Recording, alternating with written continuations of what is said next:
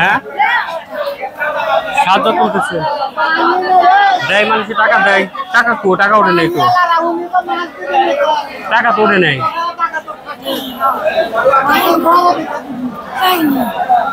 দেয় না বেঁচে দেয় না আপনার বাড়ি কোন জায়গায়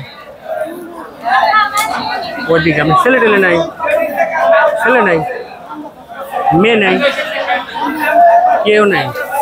সামনেও নেই একাই এক পেট চালাইতে গিয়ে আশেপাশে মানুষের দিলেই তো চলে হ্যাঁ